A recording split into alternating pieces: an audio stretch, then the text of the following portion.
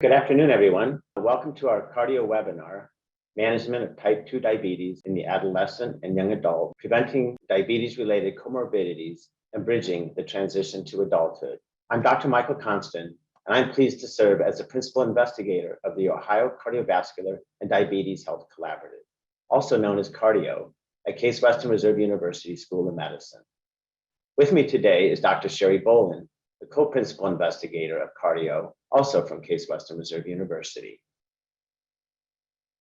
Founded in 2017, Cardi-OH's mission is to improve cardiovascular and diabetes health outcomes and eliminate disparities in Ohio's Medicaid population. Cardi-OH brings together Ohio's 7 medical schools to identify, produce, and disseminate evidence-based cardiovascular and diabetes best practices to primary care teams. To learn more about the collaborative and to access our online repository of best practices, please visit our website, cardio.org. I would like to acknowledge and thank our sponsor, the Ohio Department of Medicaid, and our administrative partner, the Ohio Colleges of Medicine Government Resource Center, for all their support. I would also like to acknowledge and thank our partners of our Ohio 7 medical schools who contribute to make Cardi-OH Collaborative such a success. And with that, I will now turn the program over to Dr. Bolen. Okay, thanks, Mike. Good afternoon, everyone. Just a few logistics in addition to what Mike mentioned. Just if you are going to claim CME credit, you do need to register. So we have your name and email to send you the survey. The URL for that is in the chat if you wanted to do that now, if you haven't done it already, or you can use the QR code here to get linked to the registration to do that. Some other logistics, please use the chat feature if you're joining as a group to record the names and emails of everyone in your group, and you can chat that in. If you have questions during this webinar, feel free to chat them in at any time, but do that using the Q&A feature and not the chat. And we will continue to follow those and answer those at the end of the program where we get to the question and answer portion. And make sure you specify which speaker so we know who to ask the question to. And then we will have a post-webinar evaluation survey, and we'll mention that at the end to get your feedback on other topics and how we can improve these in the future. Since we are doing CME, just letting you know that we will send out an email to you probably next week. If you haven't gotten one, or if you have any problems with the CME evaluation, just contact Kathy Sullivan and she will help address those. And as a disclosure for our CME, amazingly, none of us have any conflicts to disclose. So our agenda for today, we'll have Ohio Department of Medicaid doing some introductory remarks. We will have our keynote speaker talking about management of type 2 diabetes in the adolescent and young adult. And then we will have a facilitated question and answer with some wrap up at the end. Here are our wonderful speakers and moderators. So thank you so much for all the work you've put into making this webinar a success. And with that, I will introduce Dr. Wharton for Medicaid.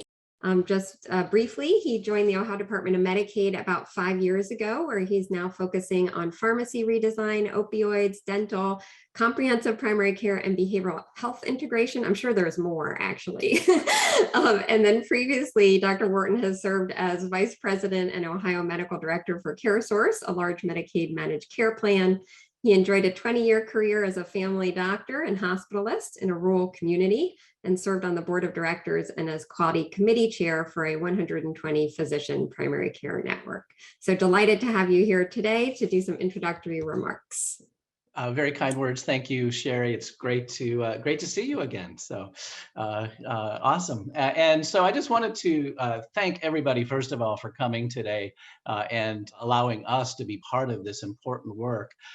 We feel very fortunate at Medicaid to be actually going through some major changes and upgrades that are guided by folks like you who are thought leaders and thinkers and movers and shakers in this organization. This is somewhat of a busy slide. I'm not going to spend a lot of time on it, but I would encourage you guys to look it over if you get a chance. And this slide summarizes somewhat the old versus the new Medicaid. And so starting July 1st of next year, I think that you should notice some pretty major changes in Medicaid in many ways. We've had 5 major procurements that we've been working on over the last year or two, including a single pharmacy benefit manager, so that all pharmacy benefit business will go through one organization instead of 5 different ones with the different managed care plans. We have Ohio Rise, which is focused on very high need behavioral health children specifically. We have a fiscal intermediary, which is really going to help us with data. One of the challenges and bottlenecks that we've had is actually providing actionable data to our providers who are working on quality improvement projects. And we're going to have a centralized credentialing process so that the credentialing process will no longer be for each managed care plan, but it will be centralized and coordinated through our Medicaid office. And then the managed care procurement itself, as you are probably aware, we've had a very large managed care procurement change, and there will be a couple of new providers for managed care, for our managed care plan. So we're really excited about that. And I hope that you notice that this really puts the member in the center of this. And that's what we're so excited to be able to partner with you to really think about this in a new way. In fact, if you could look at the next slide, please. What we have decided to do really is to focus on the individual rather than the business of managed care.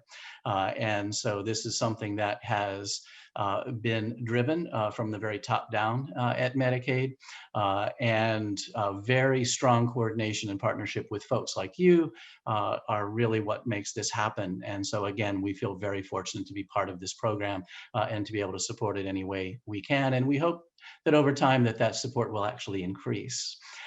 We also just want to reinforce that this next generation of Medicaid will come about July 1st of 2022. That date is now in stone, and we are really looking forward to the changes, although it's going to be a little bumpy at first. But with that, I just want to thank you for all for being here, and thanks for allowing us to give a little Medicaid spiel at the beginning of this. And with that, we can move on with the program. And Dr. Rose. Thanks, Dr. Wharton, for joining with us today. With that, I'm going to actually introduce very briefly Dr. Zack, Amy Zack, who is a family medicine physician and vice chair of education at the Cleveland Clinic and faculty at the Case School of Medicine. And she is our moderator today, so she'll help introduce our speakers and moderate the rest of the webinar. Thanks so much, Shari. Good afternoon, everybody. I have the pleasure today of introducing our keynote speakers, Dr. Rose Gubitosi-Klug and Dr. Erika Lundgrin. Dr. Gubitosi-Klug is a professor and chief of pediatric endocrinology at Rainbow Babies and Children's Hospital and Case Western Reserve University School of Medicine. Her career focus is caring for children and youth with diabetes, participating in multi-center clinical research studies to advance our understanding of the pathophysiology of type 1 and type 2 diabetes, and to guide the treatment to prevent the complications of diabetes. She completed her MD and PhD at Washington University in St. Louis as a part of their medical scientist training program, and was followed by training in pediatrics and pediatric endocrinology at University Hospitals, Rainbow Babies and Children's Hospital. Dr. Erika Lundgrin is an adult and pediatric endocrinologist who treats patients of all ages with a very special interest in caring for patients with diabetes. She moved to Cleveland from California to pursue her medical training at the Cleveland Clinic Lerner College of Medicine and obtained a master's degree through Case's Clinical Research Scholars Program. She subsequently completed an internal medicine pediatrics residency and a combined endocrine fellowship at University Hospitals and UH Rainbow Babies and Children's Hospital. Please join me in welcoming these two fantastic speakers today. I know they will have so much to offer all of us. And with that, we could get started. And good afternoon, everyone. Dr. Lundgren and I would like to thank the Cardio Programming Committee for the opportunity to speak today. We will review our current understanding and treatment of type 2 diabetes in the adolescent and young adult. Specifically, our objectives will be to review evidence-based guidelines to improve patient care for adolescents and young adults with type 2 diabetes, to describe family-based assessments and approaches to enhance diabetes management in adolescents and young adults, and to identify transition of care models and opportunities to use technology to prevent treatment lapses and the need for urgent medical care. Over the past 2 decades, as the prevalence of BMI has risen over the 95th percentile globally, we have witnessed the emergence of type 2 diabetes in adolescents. As depicted here within the US, ethnic minorities have been impacted most significantly, especially Native American and non-Hispanic Black, followed by Hispanic and more recent increases among Asian Pacific Islanders. While many medications are available and tested for use in adults with type 2 diabetes, few have been studied in youth. We'll review the efforts of multi-center studies to address this gap, which have informed our current evidence-based guidelines for the management of youth onset type 2 diabetes. 2 key studies have contributed to our understanding of the pathophysiology of youth onset type 2 diabetes and the need to start early aggressive treatment of hyperglycemia and other accompanying comorbidities like hypertension and hyperlipidemia. These studies include the TODAY study, or treatment options for type 2 diabetes in adolescents and youth, and the RISE study, or restoring insulin secretion. Of note, TODAY was conducted across 15 pediatric centers, including Rainbow and Case Western Reserve University, and most importantly, approximately 50 youth were recruited collaboratively across our Northeast Ohio institutions. The TODAY study was a randomized clinical trial funded by the National Institute of Diabetes and Digestive and Kidney Diseases. It really investigated 2 main hypotheses. First, in addition to general dietary and activity counseling, would early initiation of combination therapy in youth onset type 2 diabetes be more effective than metformin alone, the standard of therapy at the time, to achieve and moreover sustain target hemoglobin A1C levels. Second, there is a rise in the onset of type 2 diabetes in youth during puberty. That's thought to be related to the physiologic increase in insulin resistance due to the onset of sex steroid production. Thus, today, hope to investigate whether aggressive management during puberty would change the course of diabetes and the development of complications over time. In more detail, the TODAY intervention had 3 treatment arms. First, metformin alone. Second, combination therapy of metformin with rosiglitazone. And then third, combination of metformin with an intensive lifestyle arm. This provided personalized education, support, and encouragement of specific dietary, physical activity, and behavioral goals, with all educational materials tailored to age, sex, race, ethnicity, and language. In total, the TODAY study enrolled 699 adolescents within 2 years of the onset of type 2 diabetes and between the ages of 10 to 17 years, all with a BMI greater than the 85th percentile and across diverse high-risk ethnic groups. The graph depicts by treatment arm the primary outcome of the study, termed treatment failure, or the inability to maintain a hemoglobin A1C less than 8% for 6 months, which per the study algorithm prompted regimen intensification with addition of insulin to improve the A1C. Plotted is the proportion of each treatment arm free of glycemic failure, starting at 100% at randomization and falling over the 60-month time period from randomization. The line on top are those on combination therapy with rosiglitazone, experienced the lowest failure rates, with over 60% of participants maintaining hemoglobin A1Cs less than 8% over the 5 years. Statistically, the metformin plus rosiglitazone was significantly better than the other treatment arms. Intensive lifestyle intervention had an intermediary clinical effect, although not statistically significant. All in all, these higher than desired failure rates across all arms over just 5 years certainly suggested that the underlying pathophysiology may be more aggressive than adult onset type 2 diabetes. Notably, it was after the trial had started that rosiglitazone was noted to have adverse bone and cardiac effects by the FDA and no longer is recommended for therapy. Beyond this primary hemoglobin A1C outcome, the metformin plus intensive lifestyle intervention achieved the largest decline in the proportion of participants with an elevated BMI, up to 5% decline that was persistent over 24 months. As part of this randomized multi-center study with attentive study staff, the attendance to visits was quite high at 71% over the time period, and medication compliance similarly was very high across treatment groups at the desired 80%. Examining further the failure rates of treatment, no difference was observed between males and females, but by ethnicity, a differential response was noted. Both non-Hispanic Black and Hispanics had higher failure rates than non-Hispanic White and Native American Indians. While still under investigation, this differential response may be related to variation in the polygenic origin of type 2 diabetes in youth, epigenetic factors, perhaps from in utero effects as described by other studies, and pharmacogenomics, the concept that genetic factors may determine whether an individual will respond to metformin or other drug treatments. With regards to the second hypothesis and the silver lining here of today, the results do support that aggressive therapy during puberty can lead to long-lasting maintenance of target range hemoglobin A1C, an observation termed durable control. Indeed, participants able to achieve hemoglobin A1Cs less than 6.3% within 2 years after diagnosis benefited long-term and did not experience treatment failure over the course of the intervention.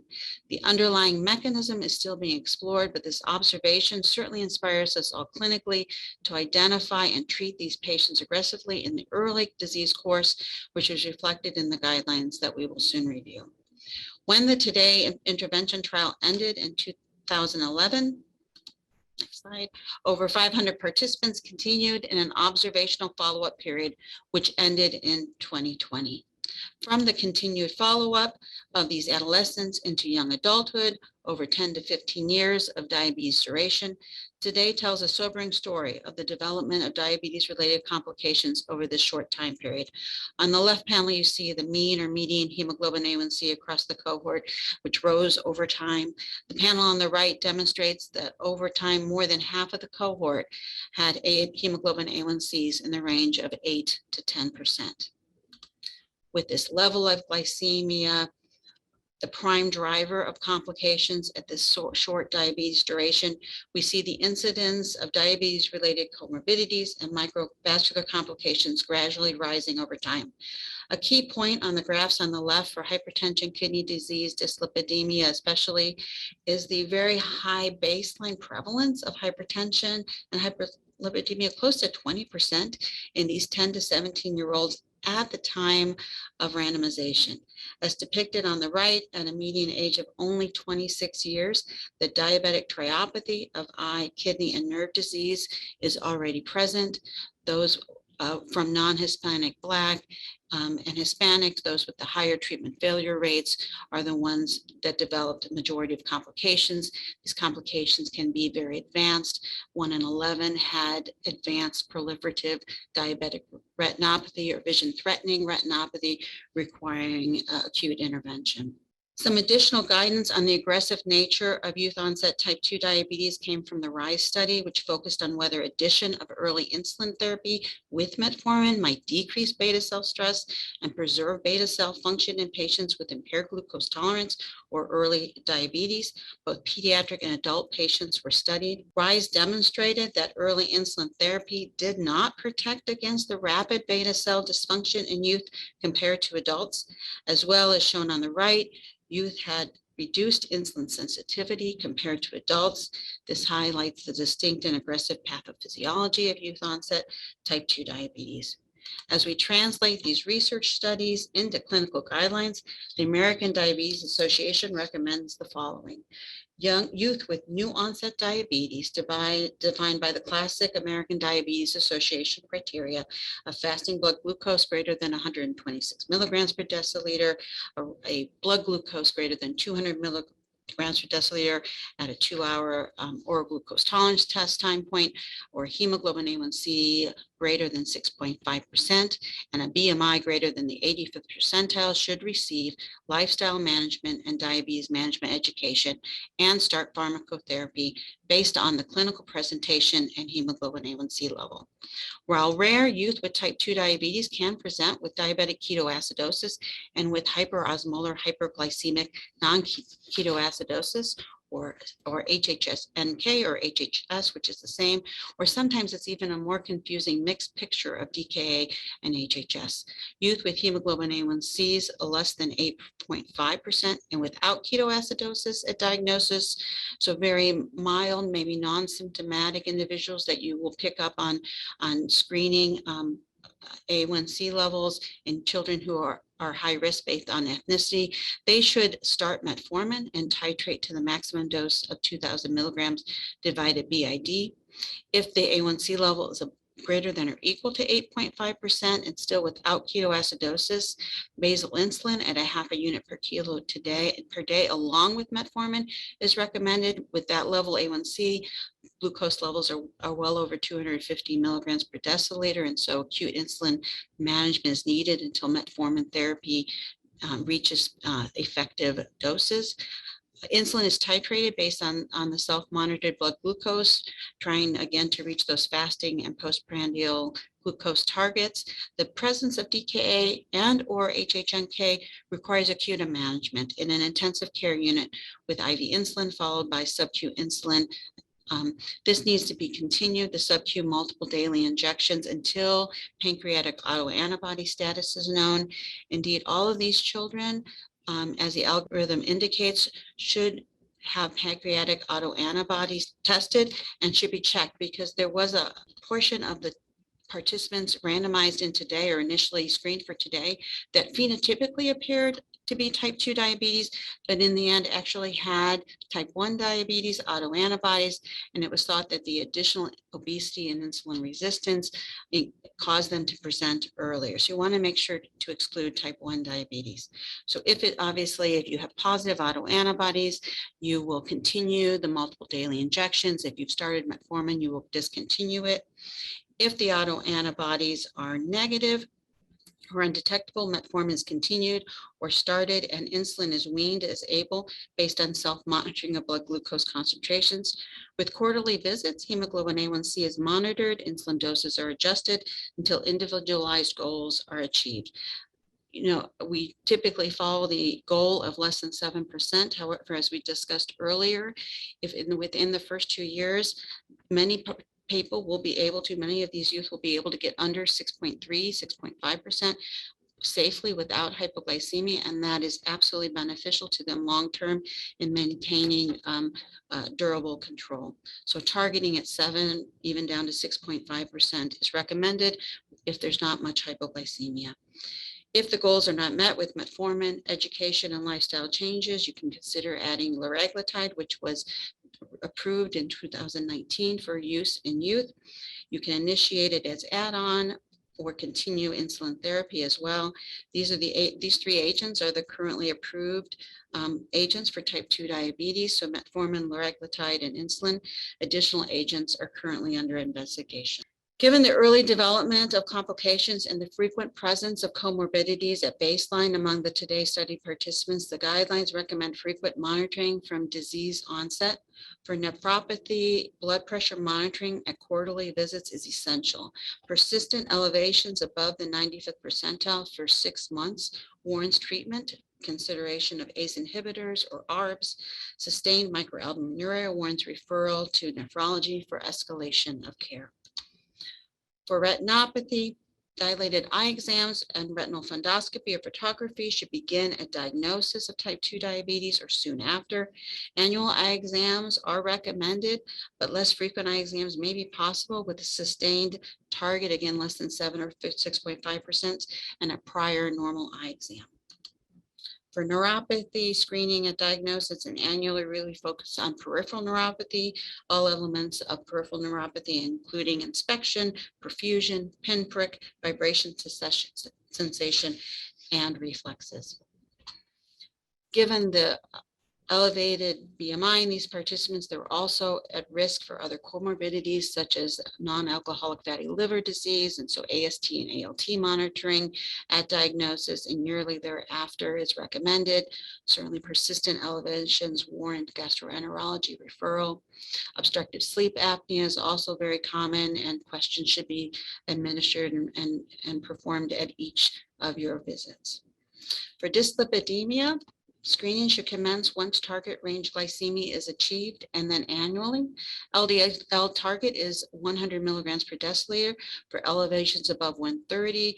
Improvement of diabetes management and implementation of the American Heart Association Step 2 diet is recommended. If no improvement in 6 months with dietary therapy, a statin should be initiated. For triglyceride levels above 400, fasting or 1,000 non-fasting, recommendations are to improve diabetes management, begin fibrates to achieve levels less than 400 milligrams per deciliter to reduce the risk for pancreatitis. I'll just mention that at the end of the presentation today, there will be links to other cardio resources which provide additional information on presentation and management of youth onset type 2 diabetes. So we've really focused so far on the elements of diabetes care and individual factors highlighted in yellow here, as these are critical links to diabetes outcomes. There are many other factors, as many of you know, that impact a family and an individual's abilities to successfully self-manage and live with diabetes. And circling the individual factors are social determinants of health that are further shaped by societal factors and public policy. As other resources developed by the Cardio Collaborative have emphasized, we recognize the need to perform family assessments for social determinants of health and advise policies to rechart the course of diabetes. For example, today examined health insurance reform, evaluating healthcare usage by participants in Medicaid expansion states, such as Ohio, to states without Medicaid expansion. Those with government insurance, the black bars, increased over time with a concomitant decrease in the uninsured dark gray bars in states with Medicaid expansion, which is the upper panel A, while a significant fraction remained uninsured in states without Medicaid expansion, the panel B. Outpatient visits were significantly higher with government coverage than without coverage, and there was a trend, it was a smaller group, a trend toward lower hemoglobin A1Cs with coverage. Further family-based assessments and approaches to diabetes management to encourage adopting lifestyle changes together. Many families have witnessed very negative experiences with diabetes, re-education with regard to new oral medications, modern insulins, and methods to avoid hypoglycemia, as well as referrals for social support available in the community are needed to focus on a positive future with diabetes. A method employed in adolescent clinics is shared diabetes appointments with parents and adolescents in attendance. These sessions can allow for educational, social, and medical support focused on all aspects of living with diabetes. Group breakout sessions discuss diabetes management skills, meal planning, insurance, and overcoming other barriers to self-care. Teens appreciate the comfortable peer environment, but this is in-person structure is difficult amidst the pandemic. There are telehealth platforms also available, and that will be discussed by Dr. Lundgrin. So in summary, management of youth onset type 2 diabetes is challenging based on the complex psychosocial environment and aggressive pathophysiology occurring in high-risk ethnic minority youth. Treatment must be equally aggressive with pharmacotherapy and lifestyle intervention early in the disease course. Otherwise, advanced complications can arise in young adulthood. Thus, as complication risk rises, it's critical to provide uninterrupted care during the transition to young adulthood. And to discuss methods to achieve this continuity of care, I'll now turn the presentation over to my colleague, Dr. Lundgren. So transitioning to topics related to transition and technology. Transition, as this has already been alluded to, is so crucial in youth with type 2 diabetes. This is a challenge because emerging adults and teenagers are at high risk for low engagement and self-management. We've seen that many are not reaching glycemic targets, and there can be high loss to follow-up rates, because this is the time of upheaval in their lives. There's competing priorities, for example, getting into college, and diabetes just may not be high on their list of priorities at this time.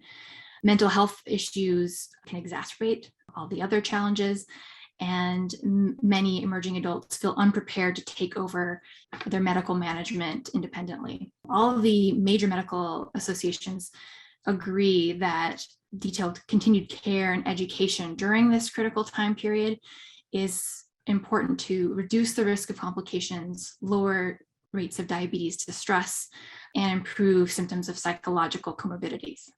I really like the framework that has been used by transition.org. This has been around for a long time in terms of what are the elements to a successful pediatric to adult care transition.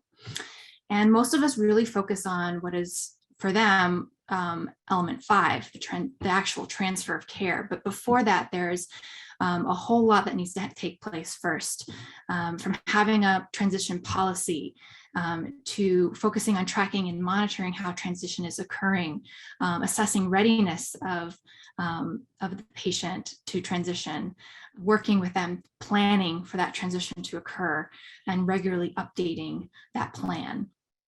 And then the actual transfer of care happens. Equally important is at the end, following up post-transfer to make sure that it successfully happened and reduce rates of loss to care and loss of follow-up. So the ADA has a few recommendations in their annual guidelines related to diabetes transition of care, focusing on pediatric diabetes providers, preparing youth for transition early in adolescence. GOT Transition recommends as early as 14, but per ADA, at least a year before the transition occurs. And they recommend that both pediatric and adult providers provide this support and resources for transitioning these young adults. And then suggest that youth with type 2 should be transferred to an adult-oriented diabetes specialist when it's deemed appropriate by both the patient and provider. These are all level of evidence E, meaning expert opinion. We don't have a lot of data to support these. Now 10 years old, the ADA also has specific transition guidelines. In addition to the guidelines I just pointed out, I pulled just a few. It's a very detailed document you can refer to later, but some of the key ones I wanted to point out is the need to focus on diabetes self-management skills early on, and including education on health insurance, which I don't think a lot of us think about teaching our patients. And then, of course, on the pediatric end, providing a written summary of the problem list and other information that will be helpful to the adult provider, picking up care, medication, self-care skill assessment, summary of the past glycemic outcomes, and then other comorbidities, including mental health. Consider assisting with scheduling that first appointment with the adult care provider to ensure that it happens. And for example, this could be done via a care ambassador. Both adult and pediatric providers are encouraged to discuss sensitive topics like birth control, pregnancy planning, STI prevention, drug, alcohol, tobacco use, and how all those issues interplay with diabetes. And in summary, ensuring that the emerging adult is receiving accessible, patient-centered, coordinated, comprehensive, continuous, compassionate, culturally effective care. So easy, right? It's a really tall order. And note again, these are all expert opinion, except for there is some data, albeit limited, in using someone to help you schedule the appointment. And the actual ways that we transition, many times we just think of, okay, we're going from a pediatric medical home to an adult one. There can be scenarios where there's a combination of both pediatric and adult care providers on the transfer end, or a young adult clinic within the same pediatric medical home. And there's a lot of different transition interventions that have been looked at in various studies: use of a coordinator or patient navigator, a multidisciplinary appointment, interventions or workshops, mostly focusing on the self-assessment and readiness. Web or app-based programs, personalized appointment reminders have been studied. We found at least one study looking at financial incentives in this age group, and then transition documents. And which one of those models is the best? Well, that's really hard to say because most of the studies are small. There's only a few randomized trials. The larger studies tend to be more interventional or observational before-after studies. And most incorporate multiple interventions because you don't want to just study one thing. And it can be difficult then to tease out which part of the intervention is really helping the most. And plus, all these studies look at different outcomes. There's glycemic outcomes, of course, like A1C, but many also look at how frequent glucose monitoring is occurring, the continuity of care, diabetes complications like DKA admissions or ER visits, psychological well-being, transition readiness, satisfaction with care, all those things can make maybe potential outcomes as well. I pulled just a few of those studies. For the sake of time, I'm really just going to focus on this last one here, which is one of the largest, most recent randomized trials. It was in type 1 diabetes because a lot of, that's really the biggest population we have to study when we're looking at transition of care. But this group used an 18-month transition program, in which the first 6 months were with pediatrics, then the last 12 months were in adult care. They used a transition coordinator. They had appointment reminders. They helped with rescheduling appointments and had education materials all wrapped into this program. And while they did not find a difference in A1C between those who were randomized to this program versus control, there was higher clinic attendance in the intervention arm, less diabetes-related distress, and greater satisfaction with care. However, when the intervention ended, 20% were lost to follow-up in both arms, and the benefits I just mentioned were not sustained. And that really, really points to how crucial ongoing transition support is in this age group. What about using telehealth? We are all familiar now with a lot of the benefits, having been exposed to it likely over the last year and a half, how flexible it is for our patients, and it increases access to care for those who live far away or are homebound. It reduces travel for everyone and really provides some unique information you don't get seeing patients in the clinic by essentially being in the patient's home, where they can just grab that supplement off the shelf and tell you what's in it. But we've also all dealt with tech issues, glitches, poor internet connections. There's been confusion over what insurance will cover and how to bill and code for this type of care. And we can't examine everything. Can't palpate a thyroid, for example. And the patient still has to go in to get their lab tests drawn, or any other tests that they have ordered. So those who have the ability to interact with a virtual platform, accept our individualized management and provide informed consent for it, are all potential patients for which we can deliver care via telehealth.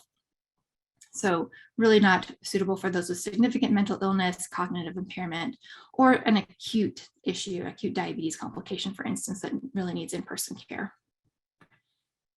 And this age group, emerging adults, grew up with technology, including video conferencing. So they're really poised to be the ideal candidates for telehealth when it's appropriate.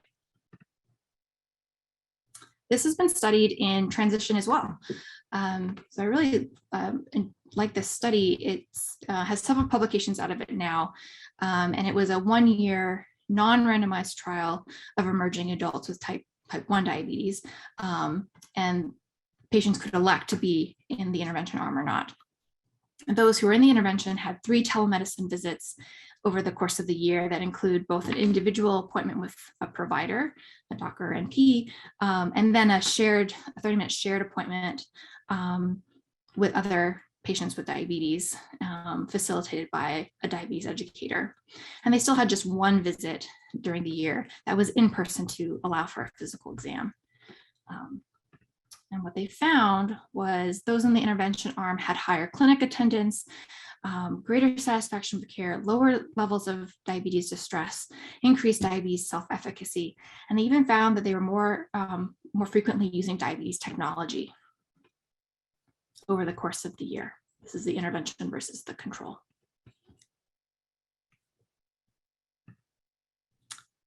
So speaking of diabetes technology, I wanted to switch gears a little bit to talk about CGMs, because this is, I think, really the future of diabetes. 2 of the most commonly prescribed CGMs out there are the Dexcom G6 and the Libre Freestyle Libre 2. And they're quite similar now in terms of their many different components of it are very similar, and so I'll just point out a couple of differences. All CGMs require a sensor that goes on the skin or sits underneath the skin to measure subcutaneous glucose continuously. And the sensors for the Dexcom, for example, last 10 days or 14 days for the Libre. So you need either 3 or 2 at minimum to get through a month. And then you need some kind of receiver to be able to get that data off the sensor. The Dexcom G6 has its receiver that it can provide, or the Libre has its reader. The same kind of idea where you're getting the information and that glucose data off of it. But now more and more frequently, folks are using their smartphones. So the Dexcom has been compatible with both iPhone and Android devices for quite a while now. The Freestyle Libre 2 is compatible with iPhone, and actually just got an email yesterday, so this hasn't been updated, that it's now compatible or been approved by the FDA for use with Android. And the reason why we like to use this is it eliminates the need for finger sticks, which is can be very difficult for folks to do. They are factory calibrated, both of them, so they don't require any finger sticks for calibration. They're FDA approved for dosing, so you don't need finger sticks for that. And they both have alarms for both high and low glucose thresholds. And they're approved, both of them, in pediatric age groups and have high levels of accuracy. Why use these in type 2 diabetes? Well, there have been a number of studies, albeit small, short studies, that have shown that the biofeedback that comes with a CGM assists with behavioral change, which allows weight loss, increased physical activity, decreased caloric intake, and lowering of postprandial glucose. And of course, there have been many studies now showing that CGM has been associated with improvement in glycemic outcomes, less time spent in hypoglycemia or hyperglycemia, and even lowering of A1C, including this very recent study published just this summer, looking at patients with type 2 diabetes on basal insulin alone. This randomized 175 adult patients in a 2-to-1 fashion to get either a Dexcom G6 CGM or traditional blood glucose monitoring.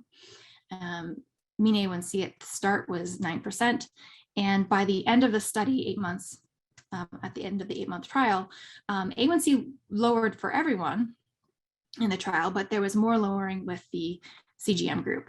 And the difference between group difference was 0.4%. They had a number of secondary outcomes also showing improvement in glycemic outcomes, specifically higher time in range. Went from 40% at baseline up to nearly 60% in the CGM group, with hardly any change in the other group. And this also corresponds to less time in hyperglycemia and less hypoglycemia. So there's really not a lot of controversy about the use of CGM in individuals who are utilizing multiple daily injections, or as stated here in the ADA guidelines, continuous subcutaneous insulin infusion or insulin pumps. There's a lot of good data, level of evidence A, that using these appropriately are a very useful tool in lowering or maintaining A1C and reducing hypoglycemia episodes. What's more controversial, and I think just now coming out, is what about those with diabetes who are not on insulin? And even back in January, the ADA recommended that the use of intermittent real-time or intermittently scanned CGM can be useful in identifying and correcting patterns of hyper and hypoglycemia and improving A1C, even with those that are on non-insulin therapies. And to summarize, the suggestion is to use technology in an individualized fashion based on patients' needs, desires, skill levels, and of course, availability of devices. And that's an expert opinion. The things that I think about in how I pick a patient that's going to be successful with CGM, first, it's a ton of data. What is going to be, is it going to be useful to them? Is all this data going to be overwhelming, or is it going to be eye-opening and really help with leading to change in how they eat or activity levels, for example? What is the technological comfort level of the patient, and what is your technological support in terms of being able to look at that data and counsel and use it as an education piece? What's the patient's risk for hypoglycemia, especially those with hypoglycemia unawareness? It goes without saying that this is going to be a helpful tool. And then, of course, you have to consider the costs of the patient and whether insurance will cover it. But just to summarize, I've breezed through that, but successful pediatric to adult transition really benefits youth with diabetes, but the best interventions are still being studied, and it's challenging to study. Telemedicine can be successfully implemented in the care of patients with diabetes, including the transition of care from pediatric to adult side. And CGMs should be made accessible to all patients who manage diabetes with insulin. I would argue even with just basal insulin, and individualized for others with type 2 diabetes. And we have a list of resources here, ones that were alluded to by Dr. Gubitosi-Klug at the top, and then some transition resources at the bottom here. I would like to thank Doctors Gubitosi-Klug and Lundgrin for that fantastic discussion of diabetes, type 2 diabetes in our adolescent and young adult population. I would invite anyone who has questions at this time to enter the questions in the Q&A box if you are able to. If you are not, we will transfer information from the chat box over. And I would invite both Doctors Gubitosi-Klug and Dr. Lundgrin back so that we can answer some questions as a panel. As well as should there be any questions for Dr. Wharton as well from the Department of Medicaid. One question begins with, there's an enormous amount of information coming out on the adult side of type 2 diabetes regarding the GLP-1 medications. And you mentioned those quite briefly. However, that is where the needle is headed once these young patients cross over that bridge. Are we looking at that information in young adults and children who are diagnosed with type 2 diabetes, and what that transition might look like as they make that change to adult medicine? So there's been one study, large study, that really demonstrated the efficacy that you could drop an A1C up to 1%. I think the idea of studying it during transition and how to best implement that from pediatric to adult is a really good question. And honestly, based on that study in the last year and a half or so since it's been approved, we've really begun using it more and more in our endocrinology practices, and then it will trickle obviously into primary care use. So I think that we have a lot yet to learn about the uptake and the use. The cost is what is very prohibitive right now for many families. It is an injection, so that's something else to consider when you're counseling families. But Erika, I invite you if you've had any of our transition patients as well. I think that's a challenge. We do have a couple GLP-1s now approved in pediatrics. And so we're on that side getting more comfortable with them. But I think those of us who take care of adults with diabetes, we know we have so many more medications in our arsenal. And I think it's just a reminder that we can, technically once they're 18, we can utilize all of them and follow the guidelines. I think they're very nicely laid out in those resources linked on the last page, the different considerations in terms of comorbidities and the escalation of medications in adults with type 2 diabetes. It should be applicable to young adults as well. But I should say we are using it as a second line agent if metformin, and it's wonderful to see patients come off multiple daily injections of insulin and have this single GLP-1 receptor antagonist. So I do encourage it. There's the usual nausea that you have to watch, and obviously the theoretical risk for thyroid cancer. So if you have a family with risk, you would want to avoid that. Thank you. Any published evidence as to whether education on glucose targets is helpful for patients using the CGM effectively?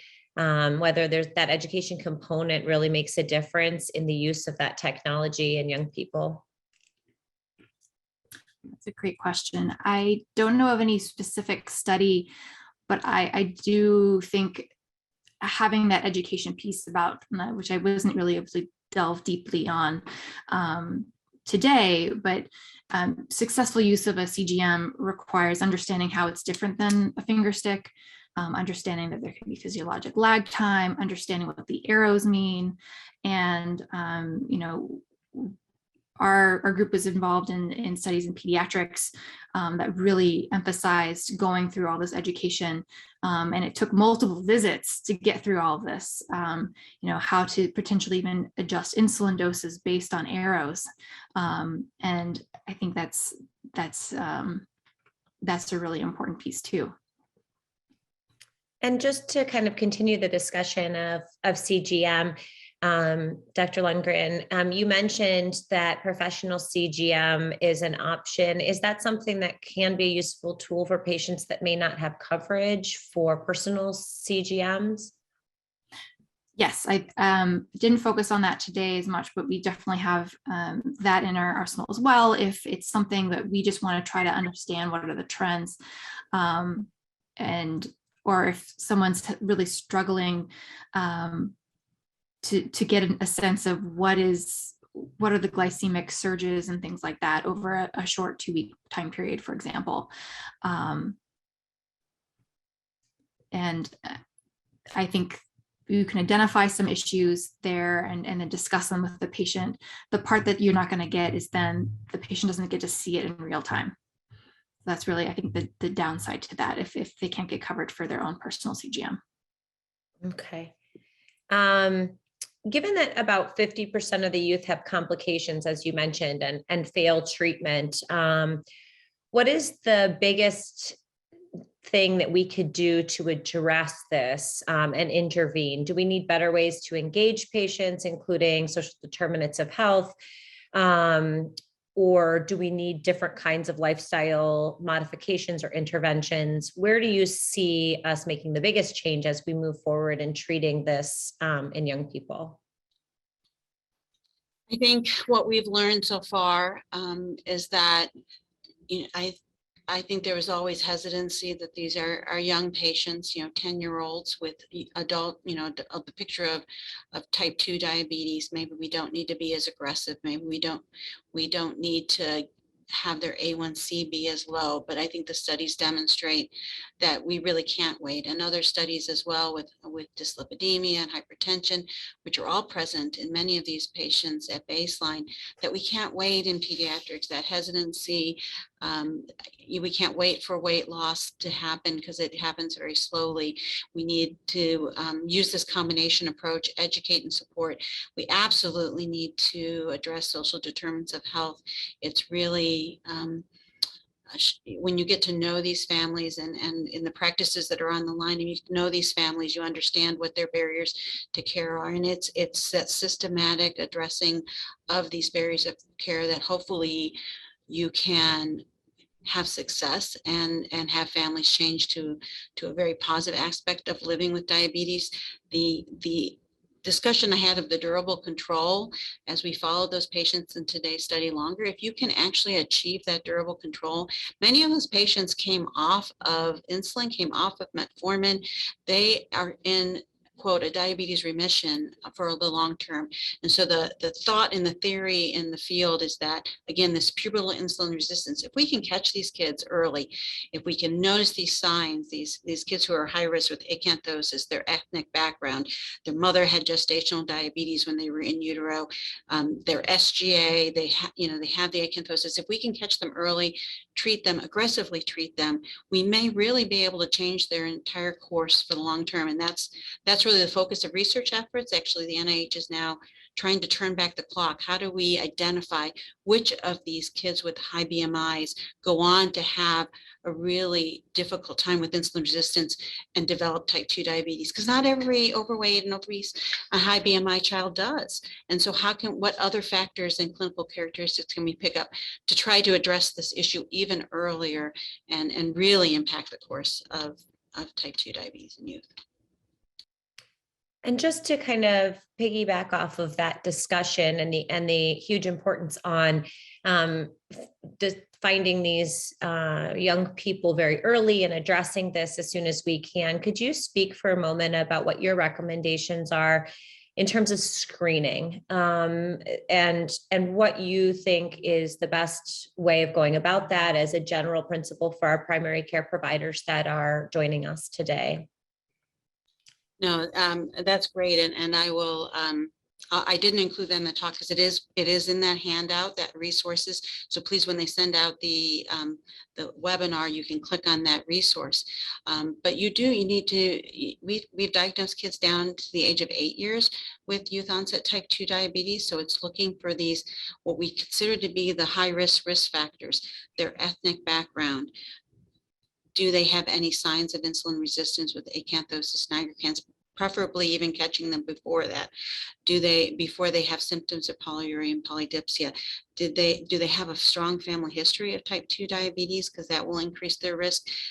Again, were they born to a mother with gestational diabetes? These kids should be on your radar to screen them earlier rather than later for type 2 diabetes. Oral glucose tolerance tests, hemoglobin A1Cs. A1C can sometimes miss the kids, so you want to be aggressive and do your oral glucose tolerance tests in these high-risk children. Being born SGA puts you at higher risk as well of developing youth onset type 2 diabetes. So these are the key drivers that we know about right now in identifying these kids. And then you do the screening, and then if you're fine, then they recommend rescreening no more than an interval of 3 years, but even more frequently in families that really have high risk. Thank you. And for the folks who do identify are sort of lower risk, but diabetic young people with A1Cs, as you mentioned, that might be less than 8.5 without any complications, would you recommend that the primary care providers begin the metformin with these patients, or do you feel that they should be referred directly to endocrinology, or is there sort of an age cutoff for that? No, I think it's the comfort of the provider. I mean, I think we would love to see these patients in pediatric endocrinology, but we absolutely understand that families are maybe resistant or have limitations to travel to get to us, which is why I'm so thankful that you invited us here today, because I would want primary care doctors to identify and start the therapy per the algorithm. So if these are asymptomatic under 8.5, don't wait, go ahead and get them started if you're uncomfortable. If the A1C doesn't fall under 7 or under 6.5, certainly reach out, and we're happy to do consultations and see these patients. But this is not going away, and the pandemic honestly has really increased the weight gain, and we're seeing really 1.5-fold the number of cases of new onset type 2 diabetes in our practice because of the pandemic. So it's really a crisis that we're experiencing. Thank you very, very much for joining us today. I know we're running just a minute behind. I'm going to turn it over to Dr. Bolen to wrap up. Great. Thank you, everyone. That was a wonderful, wonderful presentation and great discussion and questions. Just a few ending logistics. Again, if you missed earlier, if you want to get CME credit, you do need to register. So you can use the QR code or the URL in the chat to do that. We will have a survey when this ends. You can hit continue and just take it. It'll be very, very quick. But if we understand if you don't have time, we'll send it by email as well. And then we have a spring tele-echo clinic. Even though it says spring, it's actually winter, January 27th to April 14th, Thursdays from 8 to 9. Dr. Gautam Rao from University Hospitals leads that, and the topic is weight management and behavior change. If you're interested, I think we're almost full, but if you're a primary care team member and want to join and share in discussion with expert opinions and knowledge and learning from colleagues, you can register now at cardio.org. And I think that ends for today. So thank you all for coming, and we look forward to hearing some feedback. And thank you again to all of our speakers and moderators. Bye Have a all. good Thank you. afternoon. Good afternoon. Thank you. Thanks, everyone.